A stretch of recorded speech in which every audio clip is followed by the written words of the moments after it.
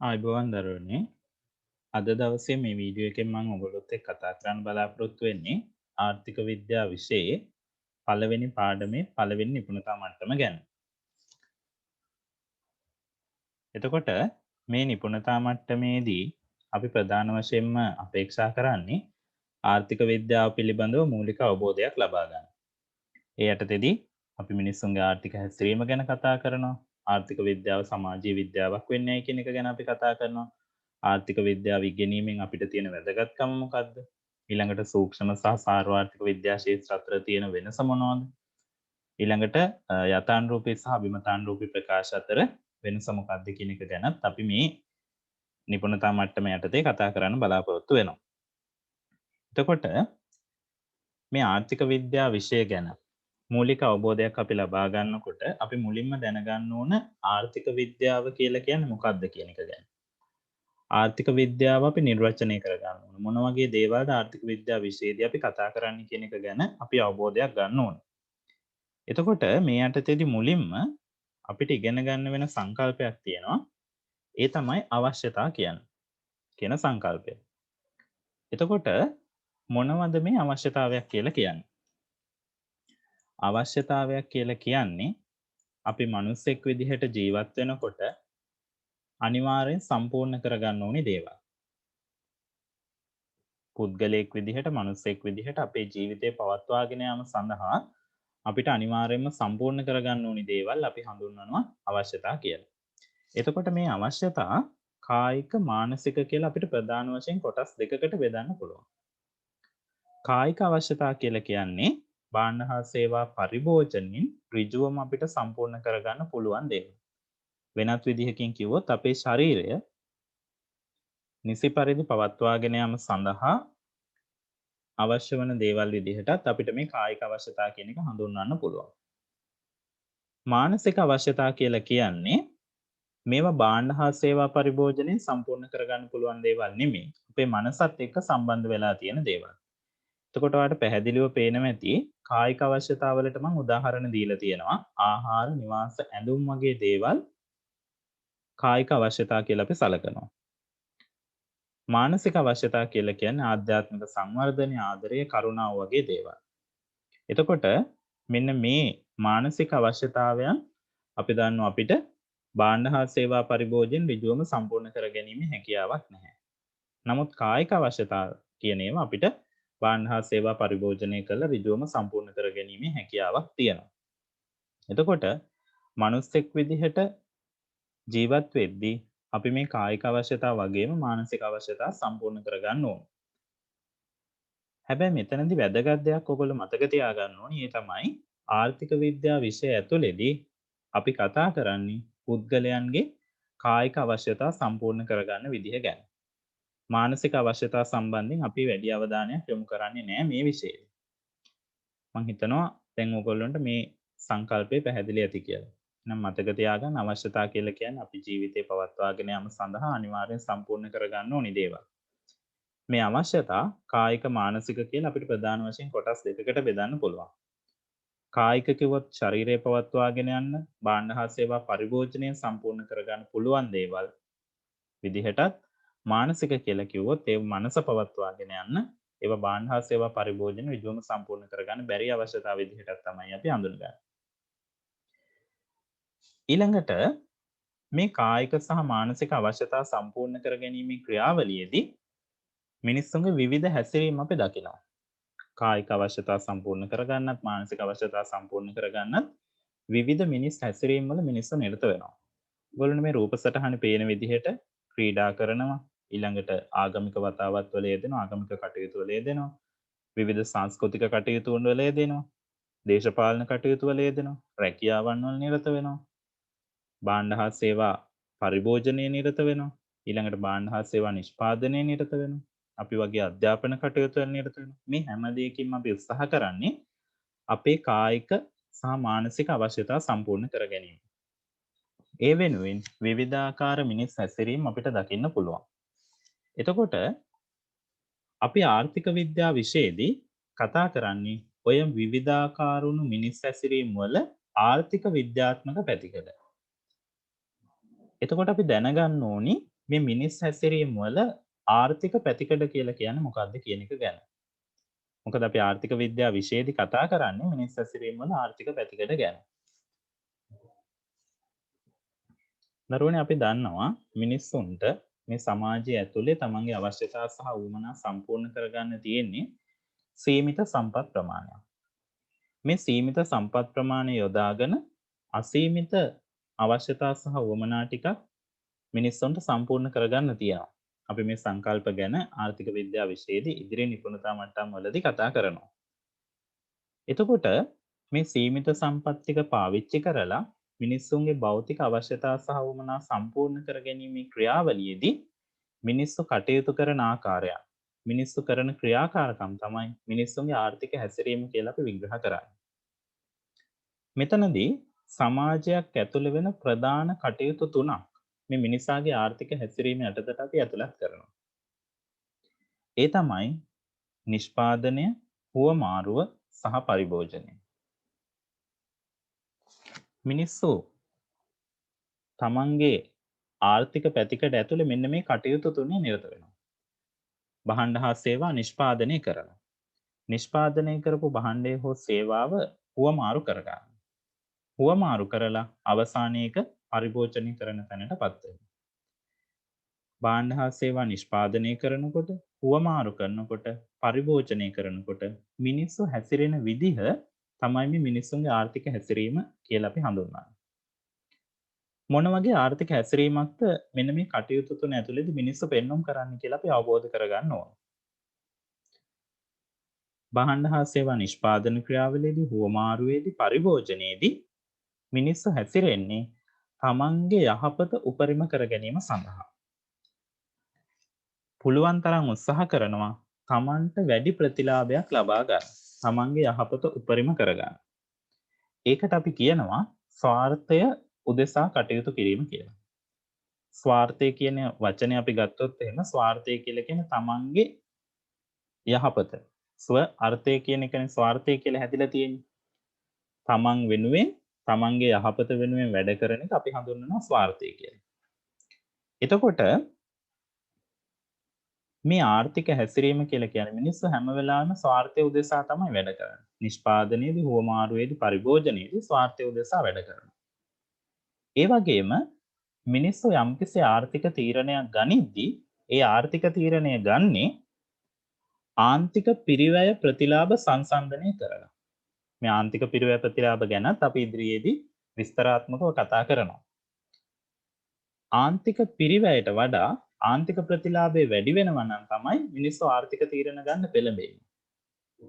එතකොට නිෂ්පාදනයේදී, හුවමාරුවේදී, පරිභෝජනයේදී ස්වාර්ථය උදෙසා කටයුතු කිරීමත් ආන්තික පිරිවැය ඉක්මවල ආන්තික ප්‍රතිලාභය තියෙන අවස්ථාවන් වලදී ආර්ථික තීරණ ගැනීමක් තමයි මිනිසාගේ ආර්ථික හැසිරීම කියලා අපිට අඳුන ගන්න පුළුවන් වෙන්නේ. එතකොට මතක තියාගන්න මේ මිනිසාගේ ආර්ථික හැසිරීම ඇතුලේ ප්‍රධාන කටයුතු තුනක් ගැන අපි අවධානය යොමු කරන බව. මේක ගොඩක් වෙලාවට අපිට ප්‍රශ්න වලට උත්තර ලියනකොට වැදගත් වෙනවා. නිෂ්පාදනය, හුවමාරුව සහ පරිභෝජනය. හරි. මම නැවත පොඩි මතක් කිරීමක් කරගෙන ඉන්නම් අපි මෙතනට එනකම් මොන වගේ දේවල් ටිකක්ද කතා කරේ කියලා. අපි මුලින්ම කතා කරා අවශ්‍යතා ගැන. ඒ අවශ්‍යතා කායික මානසික කියලා බෙදෙනවා. කායික අවශ්‍යතා ටික ගැන තමයි ආර්ථික විද්‍යාවේදී අවධානය යොමු කරන්නේ. කායික සහ මානසික අවශ්‍යතා ඉටු කර ගැනීම සඳහා මිනිසා විවිධ මිනිස් හැසිරීම් වල නිරත වෙනවා. මේ මිනිස් හැසිරීම් වල ආර්ථික පැතිකඩ තමයි අපි ආර්ථික විද්‍යාව විෂයේදී අධ්‍යයනය කරන්නේ. මේ ආර්ථික පැතිකඩ ප්‍රධාන වශයෙන් ශේත්‍ර තුනක් යටතේ අපිට අඳුන ගන්න පුළුවන්. නිෂ්පාදනයේදී, පරිභෝජනයේදී සහ හුවමාරුවේදී. මෙන්න මේ කටයුතු තුන ඉෂ්ට කරනකොට මිනිසාගේ ආර්ථික හැසිරීම කොහොමද කියන එක තමයි අපි ආර්ථික විද්‍යාව විෂයෙන් අධ්‍යයනයට අවධානයට ලක් කරන්නේ. මෙතන දැන් ඔයගොල්ලන්ට පැහැදිලි අවබෝධයක් ලැබෙන්න ඇති කියලා. හරි. ඊළඟට අපි ආර්ථික විද්‍යාව විෂය ගැන පොඩි හැඳින්වීමකට යමු. ආර්ථික විද්‍යාව විෂය කියන විෂය සමාජීය විද්‍යාවක් කියලා තමයි අපි අඳුනගන්නේ. ඇයි අපි ආර්ථික විද්‍යාවට සමාජීය විද්‍යාවක් කියන්නේ? සමාජ විද්‍යාවකින් අපි අධ්‍යයනය කරන්නේ මොකක්ද? සමාජ විද්‍යාවකින් අපි අධ්‍යයනය කරන්නේ සමාජයේ ඉන්න මිනිස්සු හැසිරෙන ආකාරය. විවිධ දෘෂ්ටි කෝණයන්ගෙන් අපි අධ්‍යයනය කිරීමක් කරනවා. සමාජයේ මිනිස්සු හැසිරෙන්නේ කොහොමද? ඒ හැසිරෙන ආකාරය අපිට විවිධ පැතිවලින් බලලා අධ්‍යයනය කරන්න පුළුවන්.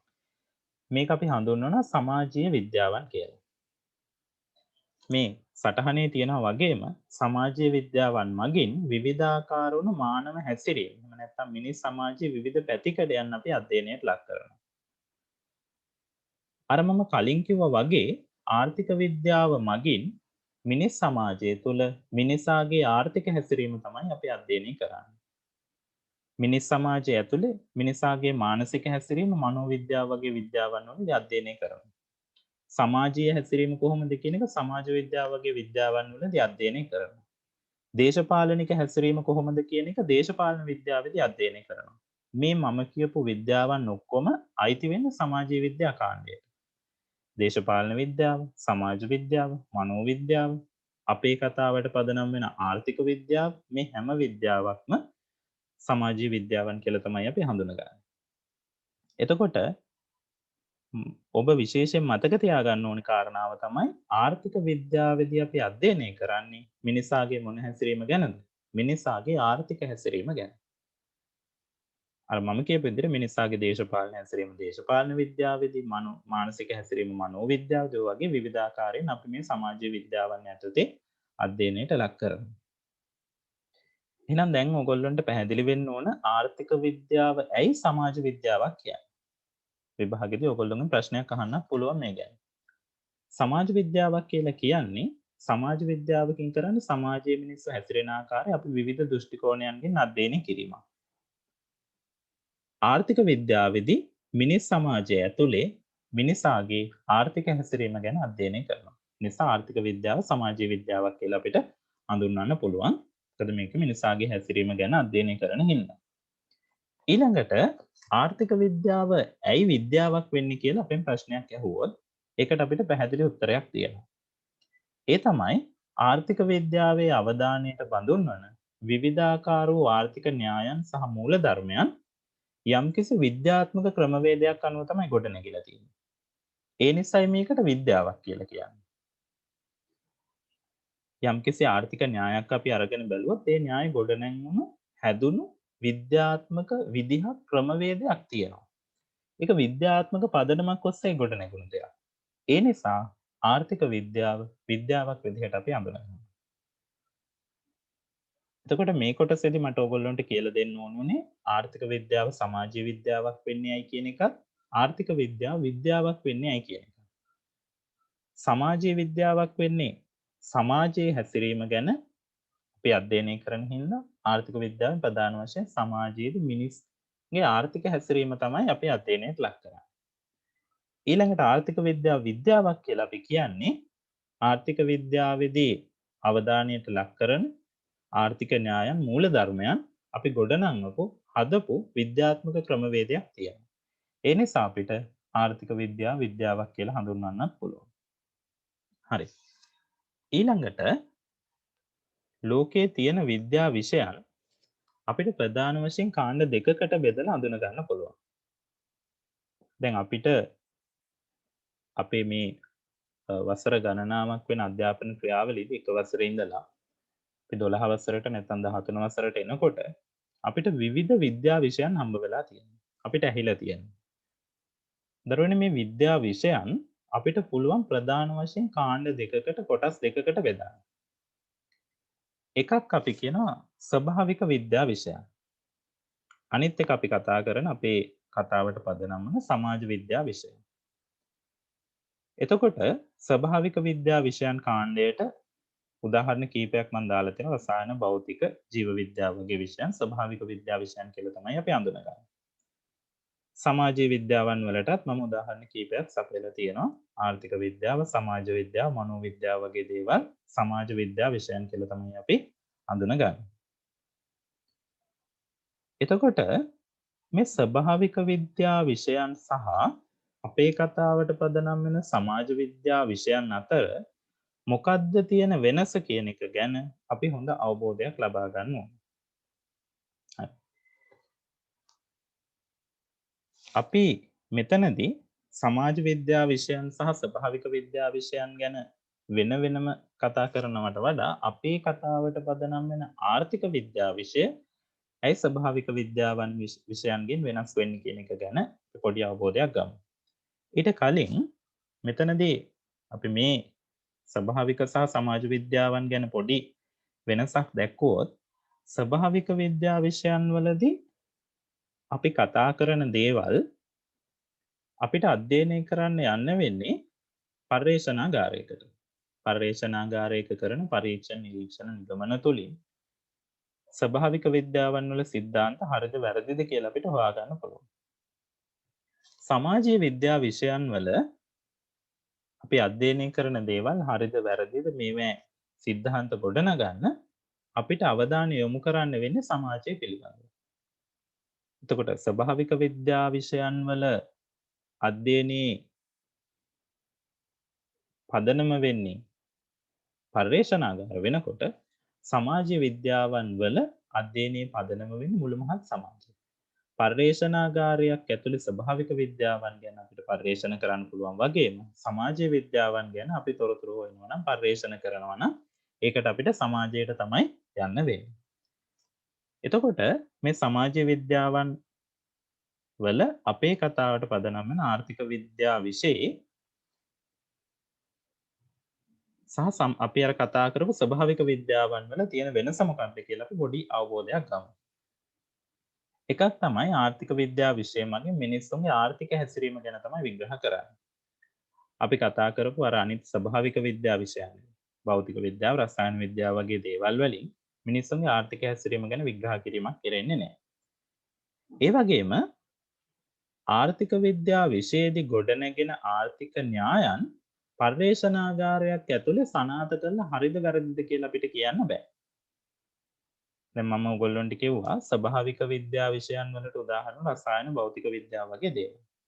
එතකොට අපි දැකලා තියෙනවා භෞතික විද්‍යාවලදී රසායන විද්‍යාවලදී ගොඩනැගෙන ඒ න්‍යායන් ඒගොල්ල පර්යේෂණාගාරයක් ඇතුලේ හරිද වැරදිද කියලා හොයලා බලනවා.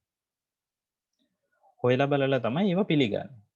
නමුත් මේ ආර්ථික විද්‍යා විෂයන්ගේ අපි ගොඩනගන ආර්ථික න්‍යායන් එහෙම පර්යේෂණාගාරයක් ඇතුලේ පරීක්ෂණ කරලා හොයලා බලලා හරිද වැරදිද කියලා කියන්න බෑ. ඒක නිසා ස්වභාවික විද්‍යාවන්ගෙන් ආර්ථික විද්‍යා විෂය වෙනස් වෙනවා. ඊළඟට මිනිස් හැසිරීම මෙන්න මේ දේවල් මත වෙනස් වෙන්න පුළුවන්. කාලය, ප්‍රදේශය, සමාජ පරිසරය වගේ සාධකත් එක්ක මිනිස්සුන්ගේ හැසිරීම වෙනස් වෙන්න පුළුවන්. ඒ හින්දා අර ස්වභාවික විද්‍යාවන් වල එළඹෙන ආකාරයේ දැඩි ස්වරූපේ න්‍යායන් වලට ආර්ථික විද්‍යාව වගේ සමාජ විද්‍යාවන් වලදී එළඹෙන්න බෑ. එහෙම නැත්නම් ගොඩනගන්න බෑ.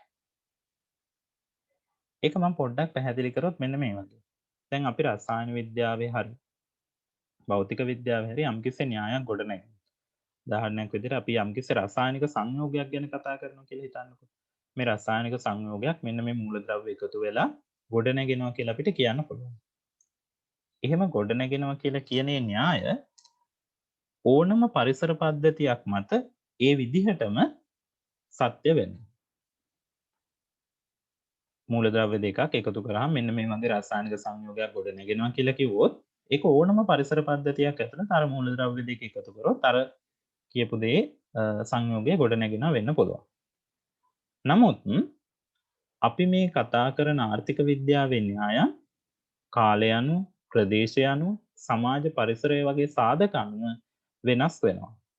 ඒ නිසා ස්වභාවික විද්‍යාවන් වලදී න්‍යායක් ගොඩනැගුවොත් ඒ න්‍යාය ගොඩක් වෙලාවට දැඩි ස්වරූපේ න්‍යායක් වෙනවා. ඒක වෙනස් වෙන්නේ නැහැ. නමුත් අපි මේ කතා කරන සමාජික මේ ආර්ථික විද්‍යාව විෂයේදී අපි ගොඩනගන න්‍යායන් එහෙම දැඩි ස්වරූපේ න්‍යායන් අපිට ගොඩනැගීමේ හැකියාවක් නැහැ. ඒවා මොහොතින් මොහොත කාලය අනුව, ප්‍රදේශය අනුව, සමාජ පරිසර සාධක අනුව වෙනස් වෙන්න පුළුවන්. මොකද ඒවා මේ සාධක වලට හරිම සංවේදී. ඒ නිසා ඔන්න ඔය කියන කාරණා ඔස්සේ ආර්ථික විද්‍යාව ස්වභාවික විද්‍යාවන් වලින් වෙනස් වෙනවා කියලා අපිට දක්වන්න පුළුවන්. එකක් තමයි ආර්ථික විද්‍යාවේ මිනිස්සුන්ගේ ආර්ථික හැසිරීම ගැන කතා කරන්නේ. ඊළඟට ආර්ථික විද්‍යාවේදී ගොඩනැගෙන න්‍යායන් පර්යේෂණාගාරයක් ඇතුලේ හරිද වැරදිද කියලා බලන්න විදිහක් නැහැ. ඒ වගේම දැඩි ස්වරූපේ න්‍යායන් ස්වභාවික විද්‍යාවන් වලදී ගොඩනගනවා වගේ දැඩි ස්වරූපේ න්‍යායන් ආර්ථික විද්‍යාව විෂය ඇතුලේ අපිට ගොඩනැගීමේ හැකියාවක් නැහැ. ඒතර මෙන්න මේ කාරණා නිසා ආර්ථික විද්‍යාව ස්වභාවික විද්‍යාවන්ගෙන් වෙනස් වෙනවා. ඊළඟට මිනිස් සමාජයේ අපි එදිනෙදා මුහුණ දෙන ගැටලු බොහොමයක් මේ ආර්ථික පැතිකඩත් එක්ක සම්බන්ධ වෙනවා. ඒ නිසා එදිනෙදා ජීවිතයේදී අපි අත්දකින බොහෝ දේවල් ආර්ථික විද්‍යාවත් එක්ක සම්බන්ධ වෙනවා. එතකොට අපි කියනවා මිනිස් සමාජය ඇතුලේ අපි මුහුණ දෙන ගොඩාක් ගැටලු වල ආර්ථික විද්‍යාත්මක ස්වරූපයක් තියෙනවා කියලා.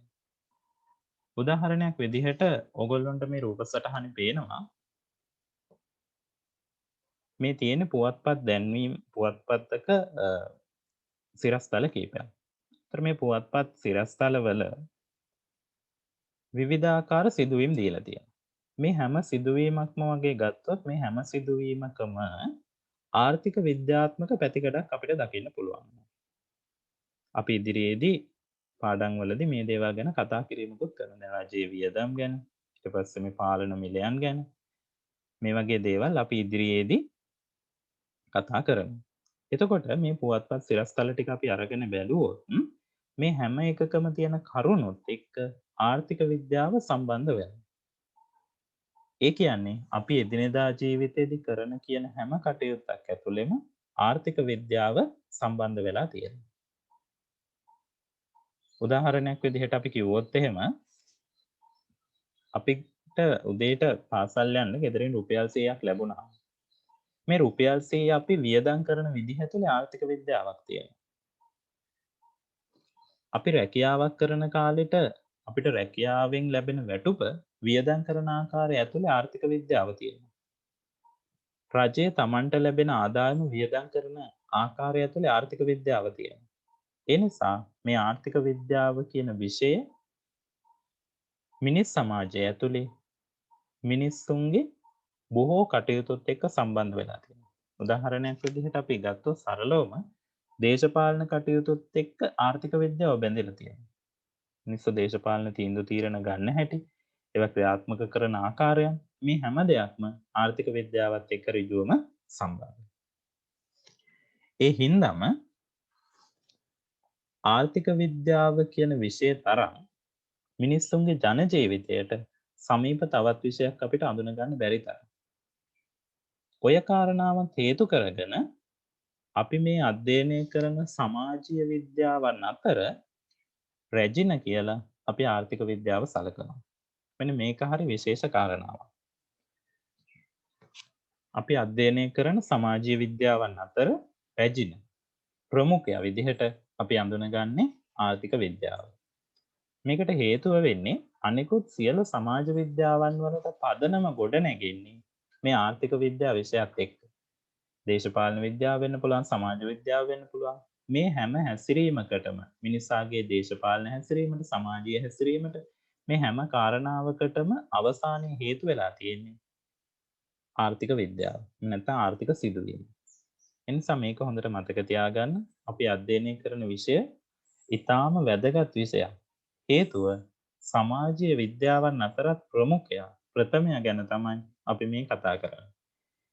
මිනිස් ජීවිතේ බොහෝ දේවල් සම්බන්ධ වෙලා තියෙන්නේ අපි මේ කතා කරන විෂයත් එක්ක. එතකොට මම හිතනවා දැන් ඕගොල්ලොන්ට අපි කතා කරන විෂයේ ගැඹුර ගැන, අපි කතා කරන විෂයේ තියෙන වැදගත්කම ගැන සහ අපි මේ විෂය තුළ මොන වගේ දේවල්ද කතා කරන්නේ කියන එක ගැන හොඳ අවබෝධයක් ඇති කියලා. හරි. අපි නැවත පොඩ්ඩක් ඒ ටික මතක් කරගෙන ආවොත්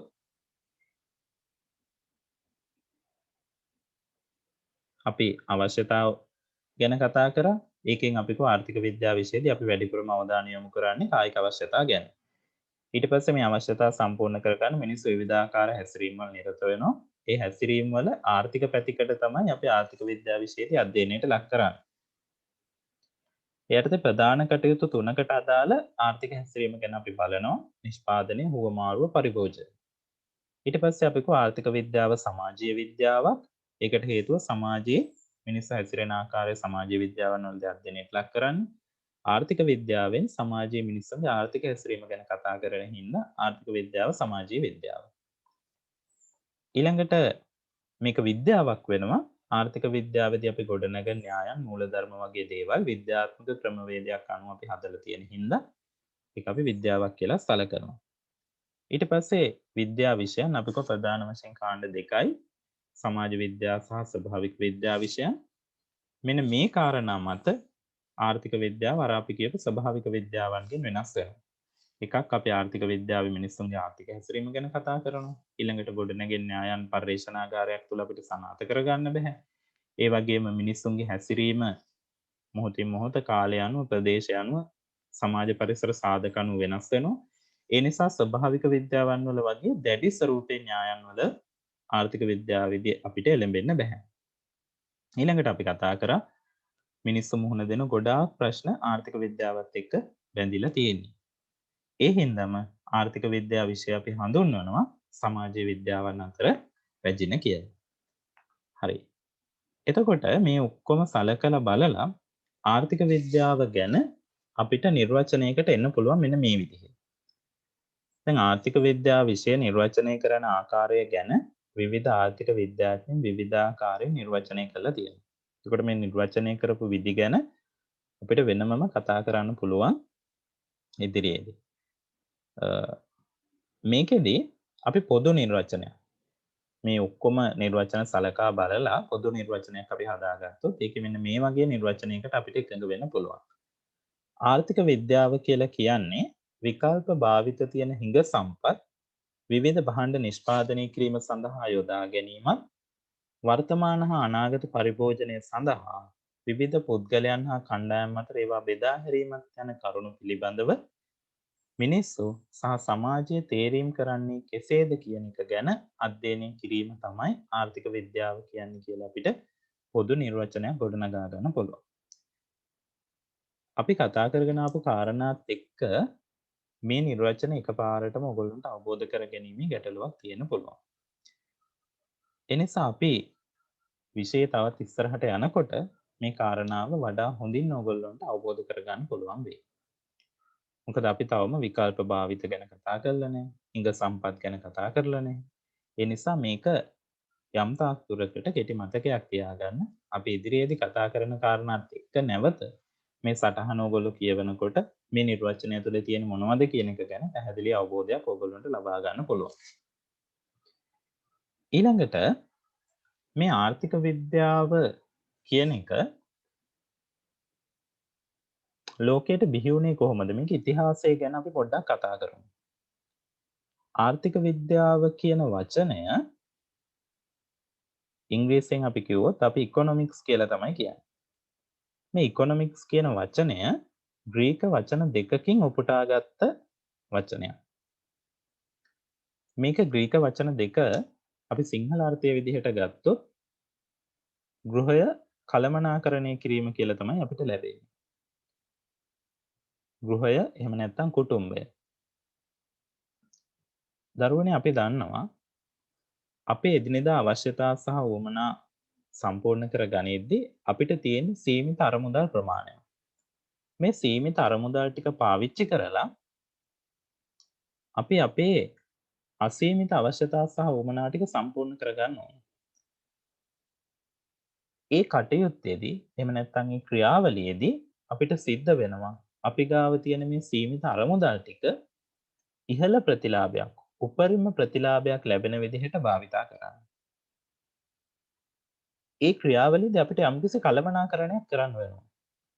මේක සරලවම කිව්වොත් ඔයගොල්ලෝගේ පවුලට ලැබෙන වැටුප පවුලේ ආදායම රුපියල් 50000ක් කියලා අපි හිතුවොත් මේ 50000න් අපිට සිද්ධ වෙනවා පවුලේ තියෙන සියලු වැඩ කටයුතු ටික කළමනාකරණය කරගන්න. ඔගොල්ලොන්ට අධ්‍යාපන කටයුතු වලට වෙන් කරන්න, කෑම බීම වලට වෙන් කරන්න, නාට්‍ය සංදර්ශනයක් නරඹන්න යන්න. මෙන්න මේ වගේ දේවල් වලට අපිට අර රුපියල් 50,000 කළමනාකරණය කරගන්න වෙනවා. මේ කළමනාකරණය කිරීමේදී අපිට යම්කිසි ක්‍රමවේදයක් පාවිච්චි කරන්න වෙනවා. මෙන්න මේ ක්‍රමවේදය තමයි ආර්ථික විද්‍යාව කියලා කියන්නේ. අපි මේ සිද්ධාන්ත මූලධර්මත් එක්ක මේක කතා කරාට ඇත්තටම මේ ආර්ථික විද්‍යාව කියන එක ලංකාවේ අතීතයේ ඉඳලා තිබුණු දෙයක්. අපි දැකලා තියෙනවා ලංකාව ගොඩක් කෘෂි කර්මාන්තයත් එක්ක සම්බන්ධව ක්‍රියාත්මක වෙච්ච රටක් නිසා මේ කෘෂි කර්මාන්තය ඇතුලේ අපිට අස්වැන්න ලැබුණාම ඒ සම්පූර්ණ අස්වැන්න අපි පරිභෝජනය කරලා එහෙම නැත්නම් කාලා බීලා ඉවර කරන්නේ නැහැ. කොටසක් අපි තියාගන්නවා. එතකොට මේ දේවල් ඇතුලේ තියෙන ආර්ථික විද්‍යාව තමයි ගෘහය කළමනාකරණය කිරීම. අපිට ලැබෙන මොහොතේ අපි ඔක්කොම පරිභෝජනය කරන්නේ නැතුව කොටසක් ඉතුරු කරගෙන ඒ ඉතුරු කොටස අපිට අස්වැන්න නොලැබෙන කාලය ඇතුළත පරිභෝජනය කරන්න අපි පෙළඹුණා. ඒ නිසා මේ ගෘහය කළමනාකරණය කරගත්ත අපි හරියට. එතකොට ආර්ථික විද්‍යාව කියලා කියන එක සරලවම අපි අර්ථ දැක්වුවොත් ඒකෙන් කියවෙන්නේ ගෘහය කළමනාකරණය කිරීම. එහෙම නැත්නම් මේකේ ගැඹුරට ගිහිල්ලා අපි මේකේ අර්ථය අරගෙන බැලුවොත් මේකෙන් කියන්නේ අර පිරිමැස්ම ගැන. ඒ කියන්නේ අපිට තියෙන සීමිත සම්පත් ටික උපරිම ප්‍රයෝජන ලැබෙන විදිහට අපි කොහොමද භාවිතා කරන්න කියන එක ගැන තමයි ආර්ථික විද්‍යාව විෂයෙන් අපි කතා කරන්නේ. ඒ හින්දා ආර්ථික විද්‍යාව අර පිරිමැස්ම පිළිබඳ විද්‍යාව කියලා හැඳින්වුවා වැරද්දක් නැහැ. පැහැදිලිද? ඔන්න අපි ආර්ථික විද්‍යාව කියන එක ගැන වචනය පවා ඉගෙන ගත්තා. මොකද්ද මේ වචනේ තියෙන අර්ථය කියන එක. නිසා මතක තියාගන්න ආර්ථික විද්‍යාව කියන්නේ ග්‍රීක වචනය දෙකකින් උපුටාගත්ත වචනයක්. ඉකොනොමික්ස් කියන වචනේ. මේකේ සරල අර්ථය ගත්තොත් ගෘහය කළමනාකරණය කිරීම. ගෘහ කළමනාකරණය කියලා කියන්නේ අර පිරිමැස්ම. අර පිරිමැස්ම ගැන තමයි ආර්ථික විද්‍යාව විෂයේදී අපි අවධානයට ලක් කරන්නේ. නැත්නම් කතා කරන්නේ. ආර්ථික විද්‍යාව ඉතිහාසය ගැන බලනකොට ආර්ථික විද්‍යාව ගැන මුලින්ම අදහස් ඉදිරිපත් වෙන්නේ නූතන ආර්ථික විද්‍යාව ගැන විද්‍යාත්මක දෘෂ්ටි කෝණයකින් මුලින්ම අදහස් ඉදිරිපත් කරන ආර්ථික විද්‍යාඥයා බවට පත් වෙන්නේ ඇඩම් ස්මිත් කියන ආර්ථික විද්‍යාඥයා. මේ ඇඩම් ස්මිත් තමයි නූතන ආර්ථික විද්‍යාවේ පියා විදිහටත් අපි සැලකන්නේ.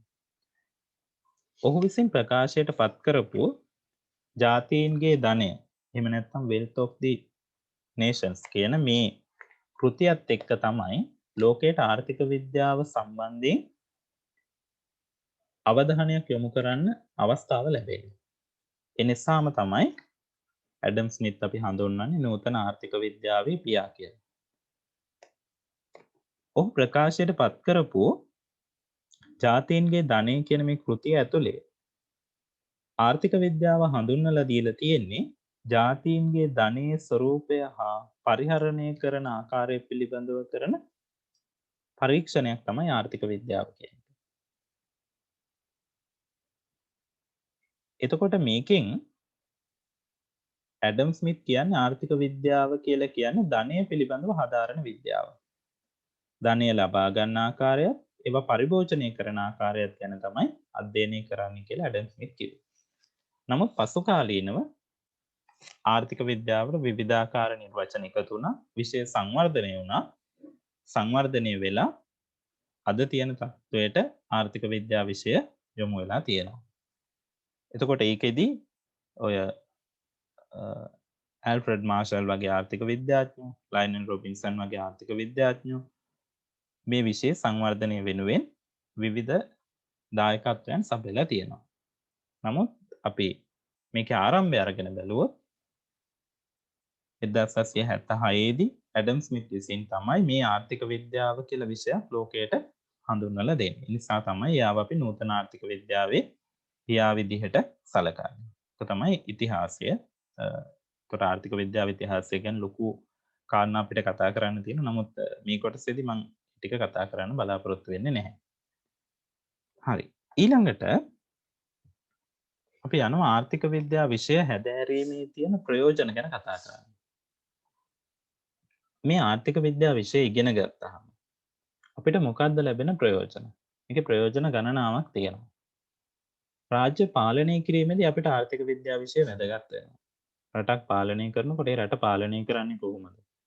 තීන්දුව තීරණ ගන්නේ කොහොමද කියන එක ගැන අවශ්‍ය මූලික පසුබිම හදලා දෙන්නේ ආර්ථික විද්‍යාව විෂයයි.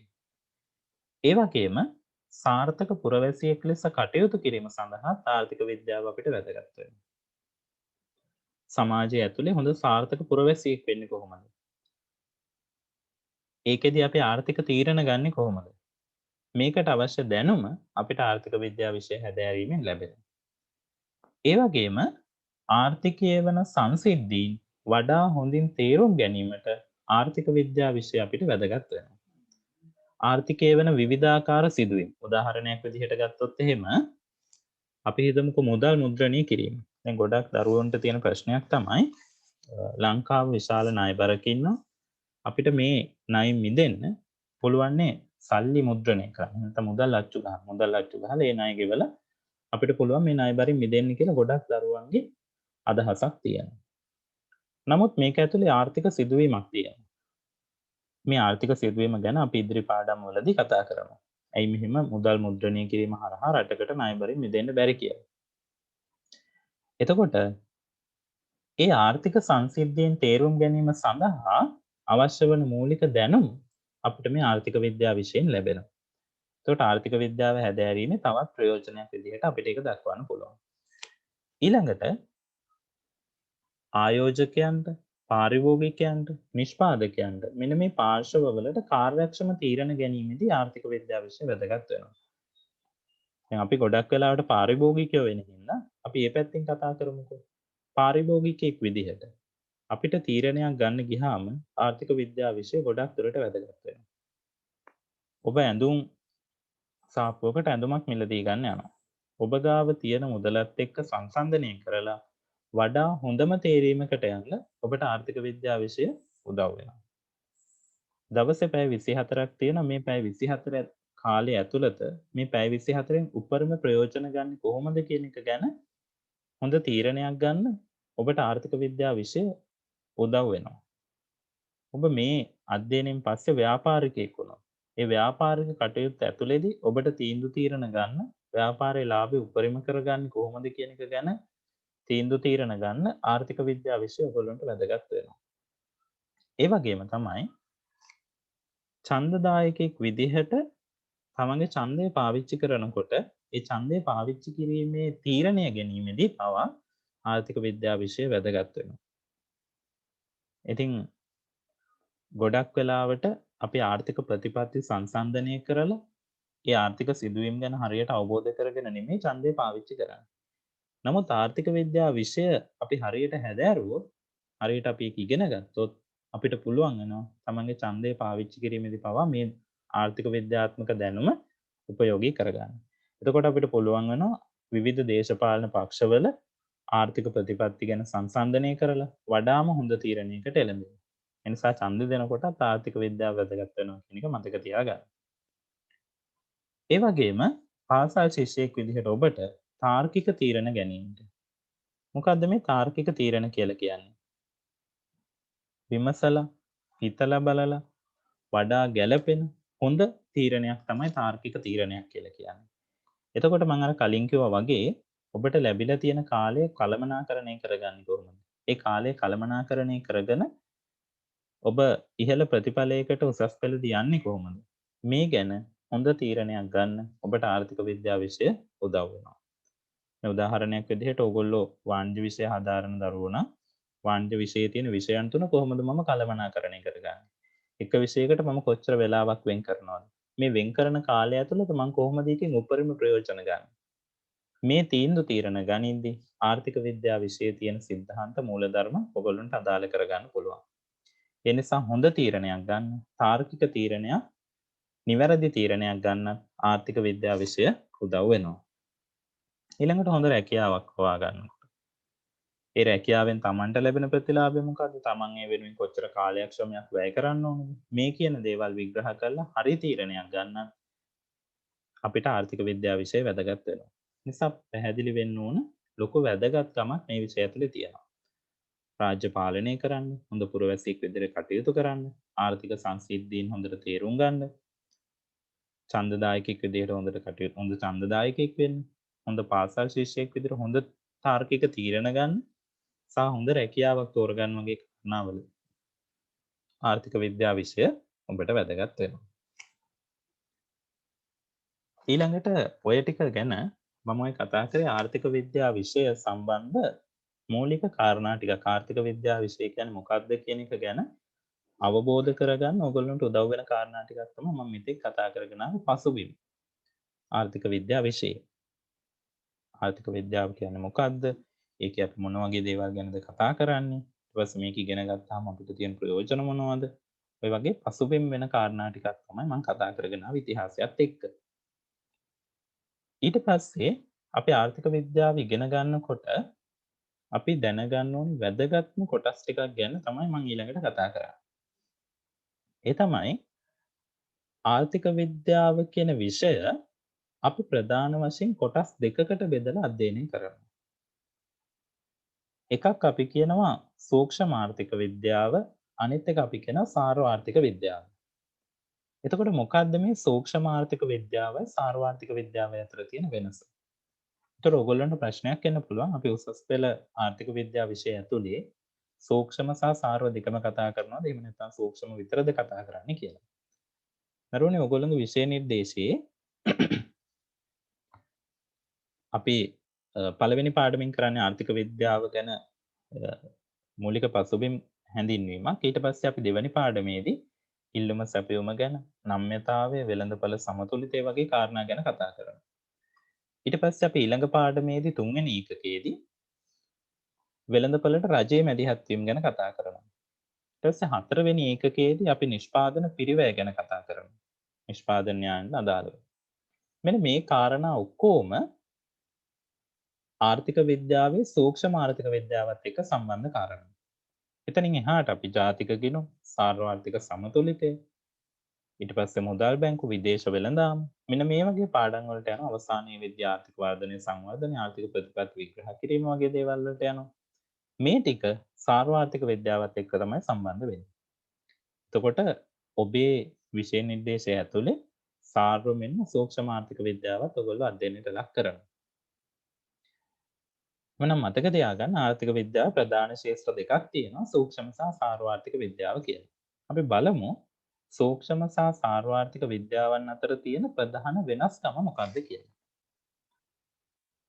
මේක ඇත්තටම දරුවෙකුට වචන වලින් අල්ලගන්නත් පුළුවන් සංකල්පයක් මෙතන තියෙනවා. සූක්ෂම කියලා කිව්වහම අපිට පොඩි අර්ථයක් එනවා. සූක්ෂම කියන්නේ පොඩි. සාර්ව කියලා කිව්වහම ඒක විශාලයි. එතකොට මෙහෙම වචනාර්ථයෙන් අරගෙනත් මේක යම් අදහසක් ඔලුවට ගන්න පුළුවන්. නමුත් අපි නිර්වචනය දැනගෙන ඉන්න ඕනි නිසා මම කතා කරනවා. ආර්ථිකය සමන්විත වී ඇති එක් එක් අංශ, ආයතන, පුද්ගලයන් සහ ආර්ථික විචල්‍ය ආදී කුඩා ඒකක වෙන්වෙන් වශයෙන්ගෙන ඒවායේ හැසිරීම අධ්‍යයනය කිරීම සූක්ෂම ආර්ථික විද්‍යාව කියලා අපි හඳුන්වනවා. උදාහරණයක් විදිහට ලංකාවේ ආර්ථිකය ගත්තොත් මේ ලංකාවේ ආර්ථිකය ගොඩනැගිලා තියෙන්නේ පාරිභෝගිකයෝ, ශ්‍රමිකයෝ, නිෂ්පාදන ආයතන වගේ විවිධ පාර්ශවවල. මේ එක පාර්ශවයක් ගැන අපි අවධානය යොමු කරලා එයාගේ හැසිරීම ගැන විතරක් අපි කතා කරනවා නම් ඒක අපි හඳුන්වනවා සූක්ෂම ආර්ථික විද්‍යාව කියලා. තවත් මේක අපි සරල කරගත්තොත් මෙන්න මෙහෙම අපිට කියන්න පුළුවන්. ලංකාවේ සමස්ත නිෂ්පාදනය හැදෙන්නේ තේ, පොල්, රබර්, ඊළඟට ඇඟලුම් මෙන්න මේ වගේ නිෂ්පාදනයන් වලින්. එතකොට අපි තේ නිෂ්පාදනය ගැන විතරක් කතා කරනවා නම් ඒකේ හැසිරීම අධ්‍යයනය කරනවා නම් ඒ ගැන කරන කතාව සූක්ෂම ආර්ථික විද්‍යාත්මක සංකල්පයක් විදිහට තමයි අපි අඳුනන්නේ. ලංකාවේ සමස්ත නිෂ්පාදනය ගැන කතා කරනවා නම් ඒක අපි සාර්වාර්ථික විද්‍යාත්මක සංකල්පයක් විදිහට හඳුනගන්නවා. එතකොට නිෂ්පාදනය කියලා කියන්නේ සමස්ත නිෂ්පාදනය කියලා කියන්නේ සාර්ව සංකල්පය. තේ නිෂ්පාදනය කියන්නේ අර නිෂ්පාදනය ඇතුලේ තියෙන එක පොඩි කොටසක්. ඒ කොටස ගැන අපි අධ්‍යයනය කරනවා නම් ඒකට අපි කියනවා සූක්ෂම ආර්ථික විද්‍යාව කියලා. එහෙනම් මතක තියාගන්න ආර්ථිකය සමන්විත වෙලා තියෙන එක අංශයක්, එක ආයතනයක්, එක පුද්ගලයෙක් ගැන අපි කතා කරනවා නම් ආර්ථිකයේ පොඩි කොටසක් අරගෙන ඒ කොටස ගැන අධ්‍යයනය කරනවා නම් ඒක ගැන අපි කතා කරනවා නම් ඒක අපි හඳුන්වනවා සූක්ෂම ආර්ථික විද්‍යාව කියලා. අපි බලමු මේ සූක්ෂම ආර්ථික විද්‍යාවට උදාහරණ මොනවද කියලා. මෙන්න මේ උදාහරණ ටික බැලුවහම ඔයගොල්ලන්ට මේකේ සංකල්පය හොඳට තේරුම් ගන්න පුළුවන්. යම් භාණ්ඩයක ඉල්ලුම සැපයුම. සියලු භාණ්ඩවල ඉල්ලුම සැපයුම නෙමෙයි. එක භාණ්ඩයක. එක භාණ්ඩයක් කිව්වහම පොඩි කොටසක්. ආයතනයක නිෂ්පාදන ශ්‍රිතය. ආයතනයක් කිව්වහම එකක්. එකක් ගැන කතා කරන්නේ පොඩි කොටසක්. සමස්ත ආර්ථිකයෙන් එක පොඩි කෑල්ල. ආයතනයක නිෂ්පාදන පිරිවැය. එක් එක් භාණ්ඩවල වෙළඳපළ ක්‍රියාකාරීත්වය. මේ වගේ දේවල් අපි හඳුන්වනවා සූක්ෂම ආර්ථික විද්‍යාත්මක සංකල්ප කියලා. මොකද අපි මේකෙන් කතා කරන්නේ එක පොඩි කොටසක් ගැන ආර්ථිකයේ තියෙන සමස්ත ආර්ථිකයෙන් කොටසක් ගලවලා ඒ කොටස ගැන අපි අධ්‍යයනය කරනවා. එහෙනම් ඒක සූක්ෂම ආර්ථික විද්‍යාව. ඒතර අපි බලමු ඔය එකම සාර්වාර්ථික විද්‍යාව කියන්නේ මොකක්ද? සාර්වාර්ථික විද්‍යාවෙන් ආර්ථිකයේ සමස්ත ක්‍රියාකාරීත්වය අධ්‍යයනය කරනවා. ඒ කියන්නේ අර අපි ගත්ත සූක්ෂම කොටස් ටික දැන් මොකද වෙන්නේ? එකතු වෙනවා. එක් එක් ආයතන, එක් එක් පුද්ගලයෝ මේ කුඩා ඒකක වලින් සැදුම්ලත් ආර්ථිකය ගැන අපි පොදුවේ කතා කරනවා නම් ඒකට අපි කියන මොකක්ද කියලාද? සාර්ව ආර්ථික විද්‍යාව කියලා. එතකොට ඒ එක් එක් අංශවල සමස්ත ක්‍රියාකාරීත්වයක් ඒවා තීරණය කරන සාධකත් ඒවයින් පැන නගින ප්‍රශ්නත් ගැන අපි කතා කරනවා. ඒ නිසා අපි මේකට කියන සාර්වාර්ථික විද්‍යාව කියලා. මේ සාර්වාර්ථික විද්‍යාව යටතේදී මේ ඉදිරියේදී ඔයගොල්ලන්ට විෂය නිර්දේශය යටතේ මුණ ගැහෙන සංකල්ප අපි කතා කරන්න වෙනවා සමස්ත නිමවුම ගැන. දැන් මම ඔයගොල්ලන්ට අර කලින් උදාහරණෙදී කිව්වා වගේ සමස්ත නිමවුම කිව්වොත් ඒක සාර්ව සංකල්පය. ඒ සමස්ත නිමවුම ඇතුලේ පීක නිෂ්පාදන ශේෂ්ත්‍රයක් ගැන කතා කරනවා නම් රබර් ගැන කතා කරොත් අන්න ඒක සූක්ෂම. සමස්ත ආදායම් මට්ටම කියන්නේ සාර්ව සංකල්පය. උද්දමන අවදමන සේවා නියුක්තිය විරැකියා මට්ටම ආර්ථික වෘද්ධිය මේ ඔක්කොම දේවල් ගෙවුම් ශේෂය වගේ දේවල් මේ සියලු දේවල් ඔබට ඉදිරියේදී අධ්‍යයනය කරන්න තියෙන විෂය කොටස්. මේ ඔක්කොම අපි අයිති වෙනවා කියලා කියන්නේ සාර්ව ආර්ථික විද්‍යාවට. එතකොට මෙන්න මේ රූප සටහන බැලුවොත් මම හිතනවා ඔබට මේ සූක්ෂම සහ සාර්ව අතර තියෙන වෙනස පැහැදිලිව තේරුම් ගන්න පුළුවන් වෙයි. ඔයගොල්ලන්ට පේනවා මේ එක කොටසක් ගැන වෙන වෙනම කතා කිරීමක් තමයි සූක්ෂම ආර්ථික විද්‍යාවේදී වෙලා තියෙන්නේ. මේ වගේ කොටස් ඔක්කොම සාර්වාර්ථික විද්‍යාවේදී මොකද වෙලා තියෙන්නේ? එකතු වෙලා තියෙනවා. එහෙනම් ආර්ථිකය ගැන සමස්තයක් විදිහට අපි කතා කරනවා නම් සමස්ත ආර්ථිකය ගැන කතා කරනවා නම් ඒක සූක්ෂම ආර්ථික විද්‍යාව විදිහටත් ආර්ථිකයක කොටසක් ගැන වෙන්වෙන්ම ඒවායේ හැසිරීම අධ්‍යයනය කරනවා නම් ඒක සූක්ෂම ආර්ථික විද්‍යාව විදිහටත් අපි හඳුන ගන්නවා. හරි. එතකොට අද දවසේ පාඩමේ ඒ කියන්නේ මේ පළවෙනි නිපුණතා මට්ටමේ අවසාන කොටස් ටිකට තමයි අපි දැන් එන්නේ. ඒ කියන්නේ විෂය නිර්දේශය ඇතුළේ තියෙන ඉතාම වැදගත් කොටස් ටිකක් මම මේ කතා කරගෙන යන්නේ. ආර්ථික විද්‍යාවේ ප්‍රධාන කොටස් දෙක සහ දැන් මේ ඊළඟට කතා කරන්න හදන කොටස.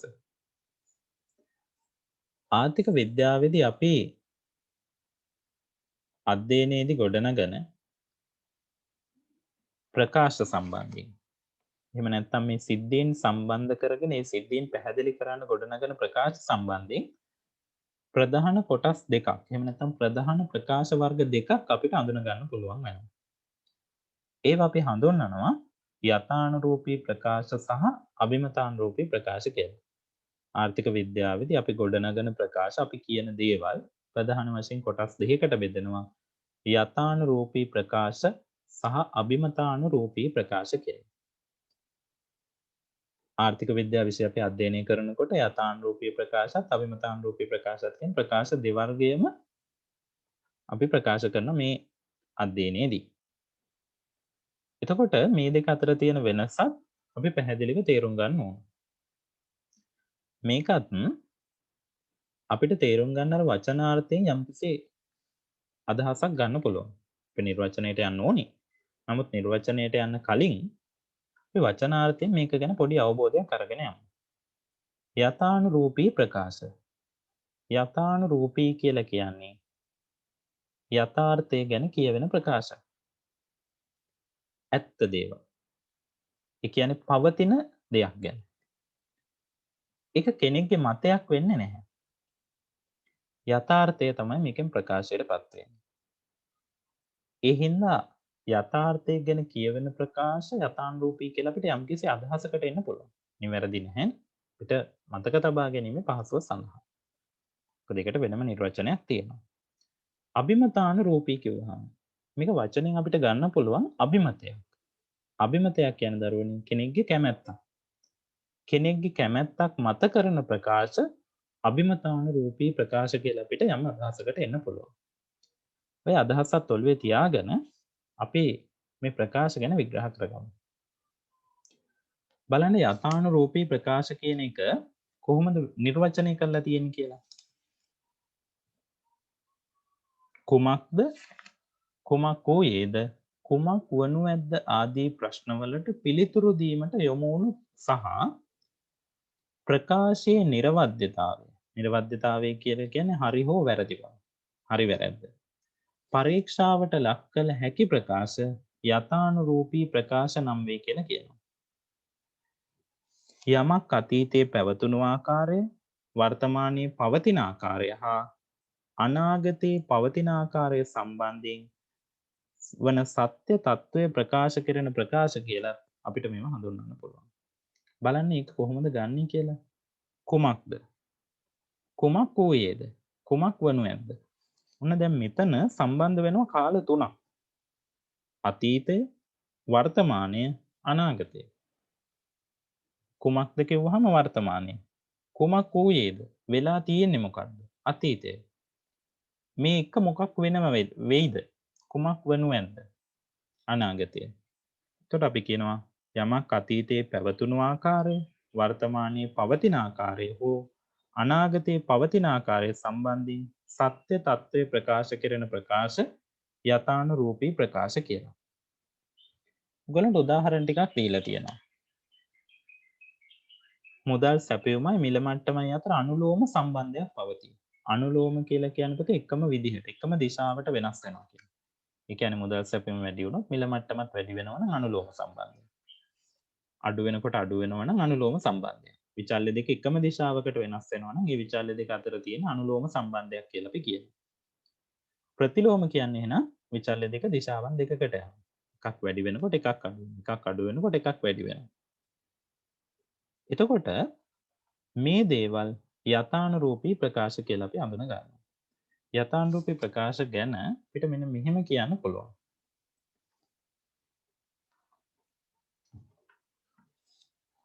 යථානුරූපී ප්‍රකාශයක් හරිද වැරදිද කියලා අපිට සැබෑ ලෝකයේ කරුණු ඇසුරින් පරීක්ෂා කරලා බලන්න පුළුවන්.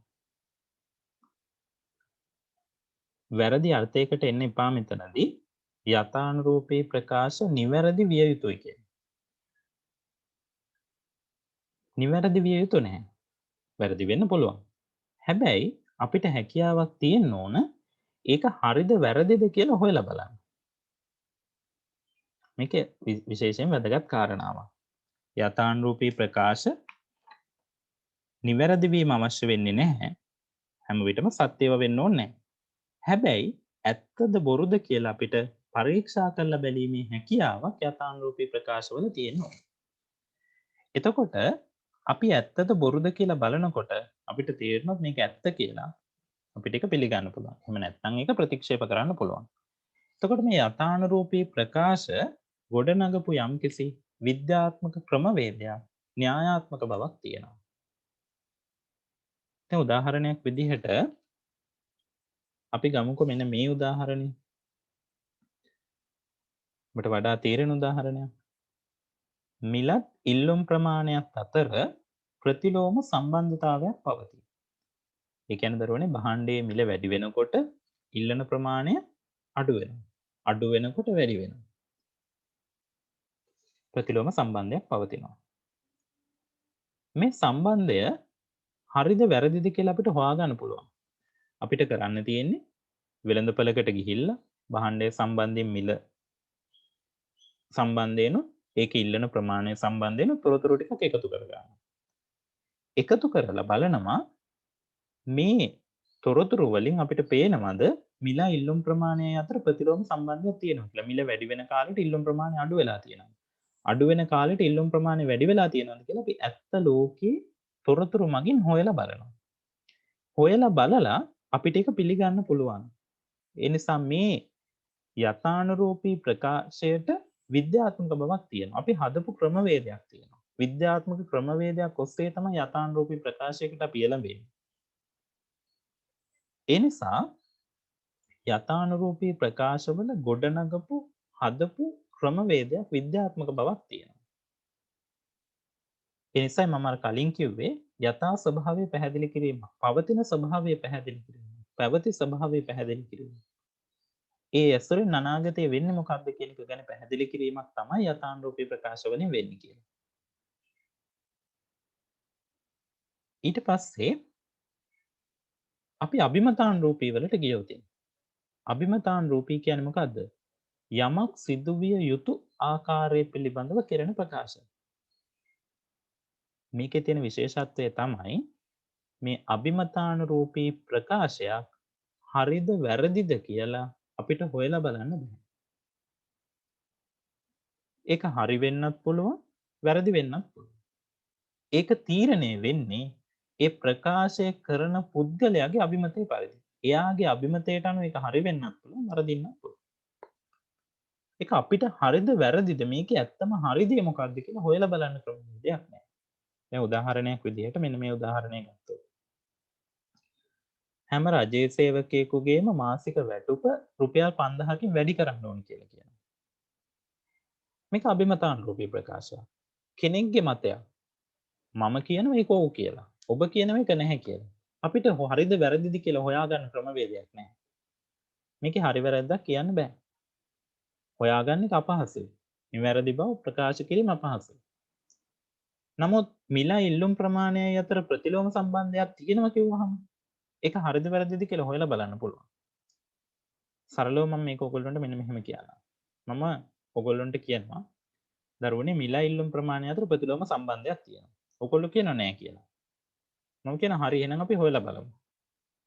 කියලා අපි දෙගොල්ලොම එකතු වෙලා ගිහිල්ලා වෙළඳපළකට ගිහිල්ලා මිල සම්බන්ධ තොරතුරු ටිකක් එකතු කරගෙන ඇවිල්ලා ප්‍රමාණ සම්බන්ධ තොරතුරු ටිකක් එකතු කරගෙන ඇවිල්ලා ඔන්න අපි දැන් රටාව හොයලා බලනවා. හොයලා බලනකොට තේරෙනවා මේක හරි.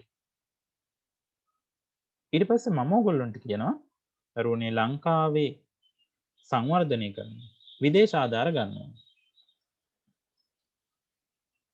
එහෙම නැත්නම් අපි පළවෙනි උදාහරණයම ගමුකෝ. හැම රජයේ සේවකයෙක්ගේම මාසික වැටුප මං කියන 5000කින් වැඩි කරන්න ඕනේ. එහෙම කළොත් තමයි රට දියුණු වෙන්නේ. ඔයගොල්ලෝ කියන්නේ එහෙම නෑ කියලා. මං කියන හරි අපි හොයලා බලමු. හොයලා බලන්න කියලා අපිට මේක හොයලා බලන්න ක්‍රමවේදයක් නෑ. හරිද වැරදිද කියලා අපිට දැනගන්න ක්‍රමවේදයක් නෑ. අරකේ වගේ තොරතුරු එකතු කරලා ඒ තොරතුරු විශ්ලේෂණය කරලා අපිට ගොඩනගා ගන්න බෑ, හදා ගන්න බෑ මේක හරිද වැරදිද කියලා. ඒක මගේ මතය. හැබැයි මිල ඉල්ලුම් ප්‍රමාණය අතර තියෙන ප්‍රතිලෝම සම්බන්ධය ඇත්තටම තියෙන දෙයක්. ඒක ප්‍රත්‍යක්ෂ වෙනවා අපි තොරතුරු එකතු කරලා හොයලා බැලුවා. මෙන්න මේක තමයි යථානුරූපී සහ අභිමතානුරූපී අතර තියෙන ප්‍රධාන වෙනස. ඒ නිසා අභිමතානුරූපී කියන ඔබට තේරුම් ගන්න හරි පහසුයි. අභිමතයක් කියලා කියන්නේ කෙනෙක්ගේ කැමැත්තක් මත කරන ප්‍රකාශ. ඒ කැමැත්ත මත කරන ප්‍රකාශ පුද්ගලයාගෙන් පුද්ගලයාට වෙනස් වෙන්න පුළුවන්. මම කියන දෙයට ඔබ එකඟ වෙන්නත් පුළුවන්, එකඟ වෙන්නේ නැති වෙන්නත් පුළුවන්. අපිට තර්කයක් ගොඩනගන්න පුළුවන් අභිමතානුරූපී ප්‍රකාශ ගැන. දැන් මම අර කලින් කිව්වේ 5000කින් වැඩි කරන්න ඕනි කියලා මම කිව්වා. ඕගොල්ලන්ට නෑ කියලා කියන්න පුළුවන්. ඒක හරිද වැරදිද කියලා හොයලා බලන්න ක්‍රමවේදයක් නෑ. හැබැයි මම කිව්වොත් මිල ඉල්ලුම් ප්‍රමාණය අතර ප්‍රතිලෝම සම්බන්ධයක් තියෙනවා කියලා ඔබට ඒක හොයලා බලන්න පුළුවන් හරිද වැරදිද කියලා. ඔන්න ඔය වෙනස යථානුරූපී ප්‍රකාශ සහ අභිමතානුරූපී ප්‍රකාශ අතර තියෙනවා. දැන් මම හිතනවා ඔයගොල්ලන්ට මේක පැහැදිලි වෙන්න ඇති කියලා. එතකොට අපි යථානුරූපී ප්‍රකාශ නිර්වචනය කිරීමේදී මෙන්න මේ නිර්වචනය ගැන අවධානය යොමු කරන්න ඕන. කුමක්ද? කුමක් වූයේද? කුමක් වනු ඇද්ද ආදී ප්‍රශ්නවලට පිළිතුරු දීමට යොමු වූ සහ තව කාරණාවක් එකතු කරනවා අපි ඉගෙන ගත්ත කාරණාවක්. ප්‍රකාශී නිර්වද්‍යතාවය එහෙම නැත්නම් නිවැරදි බව පරීක්ෂාවට ලක් කළ හැකි ප්‍රකාශ යථානුරූපී ප්‍රකාශ කියලා අපි හඳුන්වනවා. කුමක්ද කුමක් වූයේද කුමක් වනු ඇද්ද යන ප්‍රශ්න වලට පිළිතුරු දීමට යොමු වුණු සහ හරි වැරද්ද බලන්න පුළුවන් හොයලා බලන්න පුළුවන් ප්‍රකාශ යථානුරූපී කියලා අපි හඳුන්වනවා. ඒතර යථානුරූපී ප්‍රකාශ බිහි වෙන්නේ කුමක්ද කුමක් වූයේද කුමක් වනු ඇද්ද යන ප්‍රශ්න වලට පිළිතුරු දෙන්න අපි යොමු වෙනකොට. ඒ වගේම මෙන්න මේ කාරණාව ඉතාම වැදගත්. බොහෝ ආර්ථික න්‍යායන් මගින් පැහැදිලි කෙරෙන්නේ යථානුරූපී ප්‍රකාශ. අපි ආර්ථික විද්‍යාව ගොඩනගන ආර්ථික න්‍යායන් වලින් පැහැදිලි කෙරෙන්නේ යථානුරූපී ප්‍රකාශ. ඒ වගේම මේවා දැඩි ලෙස විෂයානුබද්ධ බවක් තියෙනවා. විෂයට අනුකූලයි පුද්ගලයා අනුව වෙනස් වෙන්නේ නැහැ. අපි අභිමතානුරූපී පැත්තට ගියොත් ඒක කුමක් විය යුතුද යන ප්‍රශ්නෙට පිළිතුරු සැපීමේදී තමයි අභිමතානුරූපී ප්‍රකාශ බිහි වෙන්නේ. ඒවා මෙන්න මේක තමයි වැදගත්ම දේ. පුද්ගලයාගේ අදහස්, විශ්වාස, සාර ධර්ම ආදිය මත රඳා පවතිනවා. එහෙනම් මේවා පුද්ගල බද්ධයි. පුද්ගලයාගෙන් පුද්ගලයාට මේවා වෙනස් වෙනවා. අපි කවුරු කිව්වත් මිලත් ඉල්ලුම් ප්‍රමාණයත් අතර තියෙන ප්‍රතිලෝම සම්බන්ධය. හැබැයි විදේශ ආධාර ගැන එහෙම නැත්නම් රජයේ සේවකයන්ගේ වැටුප් වැඩි කිරීම ගැන අපි එක එක්කෙනාගේ අදහස් ගත්තොත් අපි එක එක්කෙනාගේ අදහස් වෙනස් වෙන්න පුළුවන්. ඒ වෙනස් වෙන්නේ අපේ අදහස් විශ්වාස සාර ධර්ම වගේ දේවල් මත. ඒ වගේම සැබෑ ලෝකයේ දත්ත ඇසුරින් මේවා අපිට විෂයානුබද්ධව පරීක්ෂා කරලා බලන්න බෑ හරිද වැරදිද කියලා. ඒතර මෙන්න මේ කාරණාව වැදගත්. මම ඔබට කිව්වා යථානුරූපී ප්‍රකාශ වලදී යථානුරූපී ප්‍රකාශ අපි යොදාගන්නේ ආර්ථික න්‍යායන් ගැන පැහැදිලි කරන්න. ආර්ථික ප්‍රතිපත්ති පිළිබඳ විග්‍රහයන් වලට අපි අභිමතානුරූපී ප්‍රකාශ තමයි වැඩිපුර පාවිච්චි කරන්නේ. ඒකත් විශේෂයෙන් මතක තියාගන්න. හරි. අපි අවසාන කොටසට එනවා. ඒ තමයි ආර්ථික විද්‍යාවේදී ආදර්ශ ගොඩනැංවීමේ ක්‍රියාදාම. මේක ගැන මම ලොකු පැහැදිලි කිරීමක් ඔයගලන්ට කරන්න යන්නේ නැහැ. අපි ඉදිරියේදී ඒක ගැන වෙනමම වීඩියෝ එකක් කරමු. ආර්ථික විද්‍යාවේදී අපි ගොඩනගන න්‍යායන්, මූලධර්ම, නීති ගොඩනැංවීම සඳහා අපි යම්කිසි ක්‍රමවේදයක්, විද්‍යාත්මක ක්‍රමවේදයක් පාවිච්චි කරනවා. ඔබට මතක ඇති මම ආර්ථික විද්‍යාව ගැන මූලික හැඳින්වීමේදීත් කිව්වා ආර්ථික විද්‍යාවේදී අපි ගොඩනගන න්‍යායන් යම්කිසි විද්‍යාත්මක ක්‍රමවේදයක් අනුව තමයි ගොඩනගන්නේ. ඒ නිසාම ආර්ථික විද්‍යාව විද්‍යාවක් වෙනවා කියලාත් මම එතනදී කිව්වා. එතකොට විද්‍යාත්මක ක්‍රමවේදය මොකක්ද කියන එක තමයි අපි මෙතනදී කතා කරන්න බලාපොරොත්තු වෙන්නේ. ඒකෙදී මේ විද්‍යාත්මක ක්‍රමවේදයේදී එහෙම නැත්නම් මේ ක්‍රියාදාමයේදී ක්‍රියාවලියේදී අපි පළවෙනියටම කරන්නේ අදාළ ගැටලු අපි අඳුන ගන්නවා. අපිට විග්‍රහ කරන්න තියෙන ආර්ථික ගැටලුව මොකක්ද? ඒ ගැටලුව හඳුනගෙන ඒක පැහැදිලි කිරීමට ප්‍රයෝජනවත් වන විචල්යන් අපි තෝරා ගැනීමක් කරනවා. මේ ගැටලුව පැහැදිලි කිරීම සඳහා විචල්යන් මොනවද? උදාහරණයක් විදිහට අපි කිව්වොත් අපිට දැනගන්න ඕන මිලා ඉල්ලුම් ප්‍රමාණය අතර තියෙන සම්බන්ධය මොකක්ද කියලා. එතකොට ඒක පැහැදිලි කරන්න අපිට උදව් වෙනවා මිලා ඉල්ලුම් ප්‍රමාණය බලන්න. ඔන්න අපි මේ විචල්්‍ය ටික තෝරගත්තා. ඊට පස්සේ අපි උපකල්පන හදා ගන්නවා. මේක ගැන වඩා හොඳින් කතා කරන්න පුළුවන් අපි ඉදිරි පාඩම් වලට ගියාම ඒ නිසා මම කිව්වා අපි ඉදිරියේදී නැවත වීඩියෝ එකක් කරමු කියලා. මොකද මේකේ අදාළ දැනුම ඔයගොල්ලෝ ගත්තට පස්සේ අපිට නැවත මේකට එන්න පුළුවන්. උපකල්පන දැක්වීම. අපි හිතනවා අපි මේ කතා කරන කාලය ඇතුළත මිලා ඉල්ලුම් ප්‍රමාණය අතර සම්බන්ධය අපි කතා කරන කාලය ඇතුළත භාණ්ඩයේ මිල විතරයි වෙනස් වෙන්නේ. භාණ්ඩයේ ඉල්ලුම් ප්‍රමාණය තීරණය කරන්න ගොඩක් සාධක බලපාන්න පුළුවන්. හැබැයි අපි හිතන මේ සාධක බලපාන මේ කියන්නේ සාධක ස්ථාවරයි මිල විතරයි වෙනස් වෙන්නේ කියලා අපි හිතනවා. උපකල්පනයක් අදාළයි. ඊට පස්සේ අපි කල්පිතයක් ඉදිරිපත් කරනවා. අපි හදා ගන්නවා මිල ඉල්ලුම් ප්‍රමාණය අතර මෙන්න මේ වගේ සම්බන්ධයක් ඇති. හිතමු ප්‍රතිලෝම සම්බන්ධයක් ඇති කියලා අපි කල්පිතයක් හදා ගන්නවා. ඊට පස්සේ අපි කල්පිතය ආශ්‍රයෙන් පුරෝකථනය කරනවා. හොයලා බලමු. අවසානයේදී පුරෝකථනයේ නිර්වද්‍යතාවය කියන්නේ හරි වැරද්ද මත මේ අපි ගොඩනගන න්‍යාය පිළිගැනීම හෝ ප්‍රතික්ෂේප කිරීම අපි කරනවා. දැනට ඔබ මතක තියාගන්න මේ ආර්ථික විද්‍යාවේ ආදර්ශ ගොඩනැංවීමේ ක්‍රියාදාමය ගැන අපි ඒක ගැන වැඩිදුර විස්තර ඉදිරියේදී වෙනමම කතා කරමු. හරි. එහෙමනම් අද දවසේ මම ඔයගොල්ලොත් එක්ක කතා කරේ ආර්ථික විද්‍යාවේ පළවෙනි ඒකකයේ පළවෙනි නිපුණතා මට්ටම ගැන. එතකොට මේකෙදී ඔයගොල්ලොන්ගෙන් බලාපොරොත්තු වෙනවා විෂය නිර්දේශයට අනුව මිනිසාගේ ආර්ථික හැසිරීම කියන එක විස්තර කිරීමක්.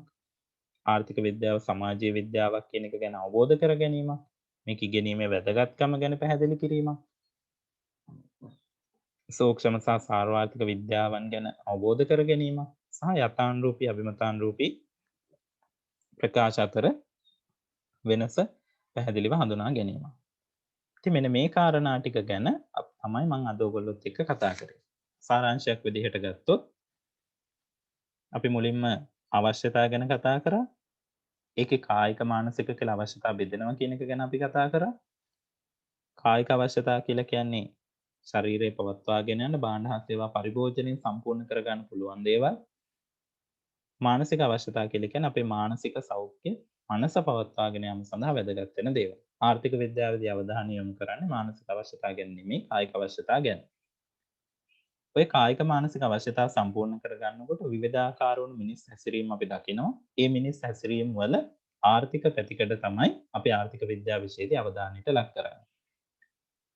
ඒකෙදි ප්‍රධාන කටයුතු තුනක් සම්බන්ධ ආර්ථික හැසිරීම අපි අවධානයට ලක් කරනවා. නිෂ්පාදනය, හුවමාරුව, පරිභෝජනය. ඊළඟට අපි කතා කරා ආර්ථික විද්‍යාව කියන්නේ සමාජීය විද්‍යා විෂයක්. සමාජයේ මිනිස්සු හැසිරෙන ආකාර විවිධ දෘෂ්ටි කෝණයන්ගෙන් අධ්‍යයනය කිරීම තමයි සමාජීය විද්‍යාවන් වලදී වෙන්නේ. ආර්ථික විද්‍යාවෙන් අපි අධ්‍යයනය කරන්නේ සමාජයේ මිනිසාගේ ආර්ථික හැසිරීම ගැන. එතකොට මේ ආර්ථික විද්‍යාවේදී අපි ගොඩනගන න්‍යායන් සහ මූලධර්ම විද්‍යාත්මක ක්‍රමවේදයක් අනුව ගොඩනැගිලා තියෙන හින්දා ආර්ථික විද්‍යාව අපි විද්‍යාවක් කියලා හඳුන්වනවා. ඊළඟට මේ විෂයන් ප්‍රධාන වශයෙන් විද්‍යා විෂයන් ප්‍රධාන වශයෙන් කොටස් දෙකයි ස්වභාවික සහ සමාජ විද්‍යාවන් කියලා.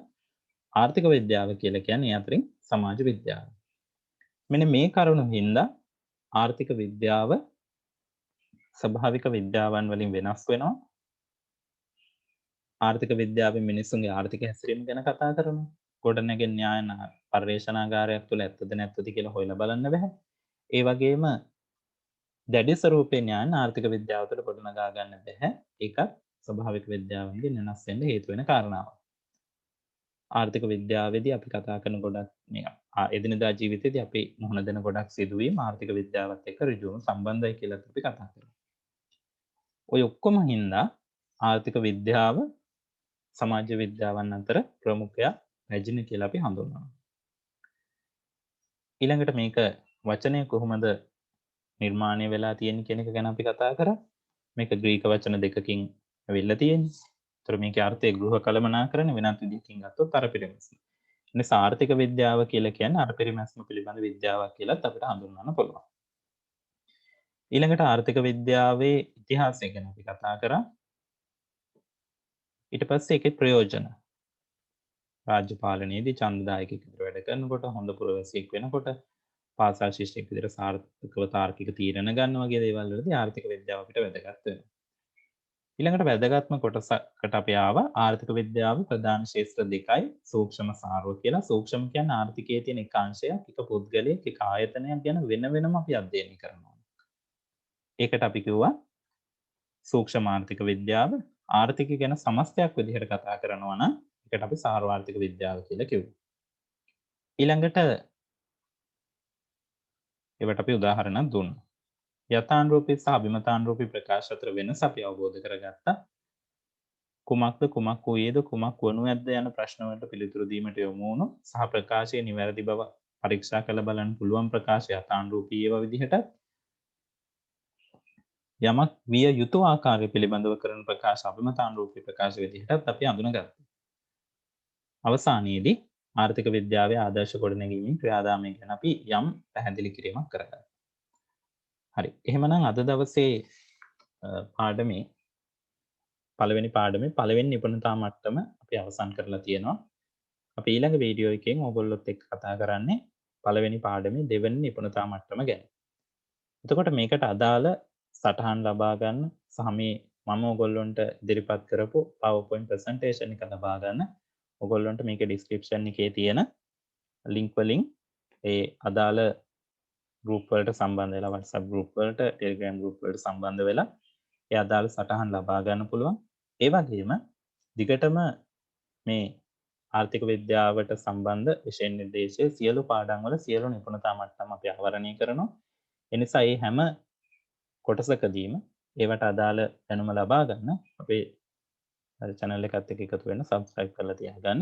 ඒතර ඕගොල්ලොන්ට ඉදිරියේදී ආර්ථික විද්‍යාව විෂයේ ඉතිරි පාඩම් ටිකත් මේ විදිහටම ඉගෙන ගන්න අවස්ථාව ලැබෙනවා. මනම් දරුවනේ අපි අද දවසේ කොටස් ටික ඉතින් අතර කරමු. අද අපි කතා කරේ ආර්ථික විද්‍යාව විෂයේ පළවෙනි පාඩමේ පළවෙනි නිපුණතා මට්ටම ගැන. අපි ඉදිරි වීඩියෝ එකකින් පළවෙනි පාඩමේ දෙවෙනි නිපුණතා මට්ටම ගැන කතා කරමු.